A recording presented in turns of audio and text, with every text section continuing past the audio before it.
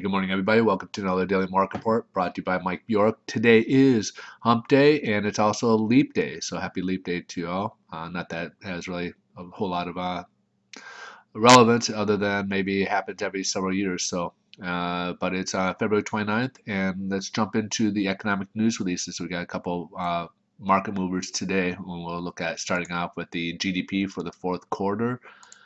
We had a first initial estimate of numbers that came in at 2.8. We thought it would kind of come down at 2.7, and boom, it actually went the opposite direction. So that's actually really good news, showing that obviously we're having a little bit more productivity, a lot more growth than actually contracting. So decent number right there. So the markets are, of course, going to be liking that.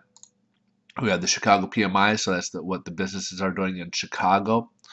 And we had a 60.2 back in January. We figured it would probably be pretty close to that, maybe a smidgen lower, and actually jumped up to 64%. So good news in the Midwest region there.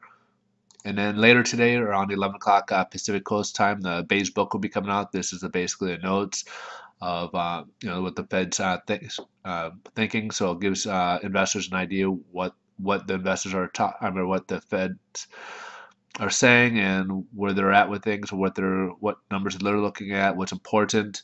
So this will be released later today at about 11 o'clock Pacific Coast time, and that could be definitely a market movers if there's any surprises in there. So I'll jump over to the headline news here.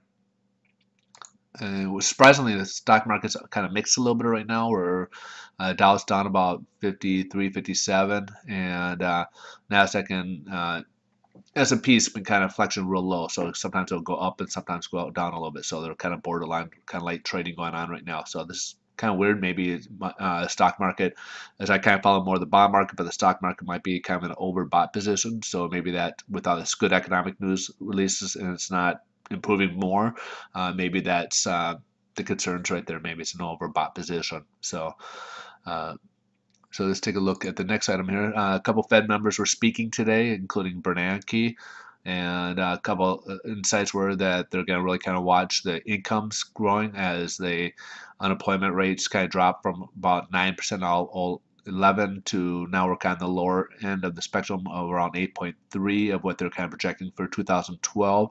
So see if they kind of figure it's going to economy grow a little bit. They're kind of estimating between 2.25 to 2.7 for 2012 is what they're expecting for growth. So they're going to watch incomes a bit, see if people are spending. Obviously, they're going to watch unemployment. Right now, for their forecast, we're at the low end of the spectrum. So if it gets lower than that, obviously we'll be ahead of the curve, so to speak. So they're saying they're getting a bit of mixed signals out there. So they're just kind of watching where the data is and where the balance is. Other piece of news is European Central Bank. This is their LTR. They're basically allotting $713 billion in a three-year financing to banks. There's about 800 banks that they're kind of allotting this to. It was higher than what they were estimating. I think they're estimating about $500 billion. Now it looked like it's settled about 713 billion. So a little bit more than what they anticipated.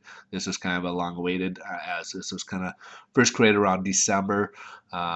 To help try to create some liquidity in the markets over there as things were getting kind of expensive and banks weren't lending to one another. So basically ECB kind of stepped in to kind of create some liquidity with the U.S. help as well.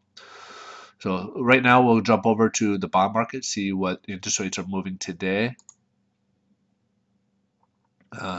As we can see, we had a nice little run up, but today we're having a pretty big crash. We're being pulled down to the 10-day moving average. We're probably kind of in a way kind of correcting itself. We don't usually get straight too far off from the 10-day moving average. As we were kind of on that way upwards, we did kind of close downwards, even though if you look at the trend line, we were kind of going upwards.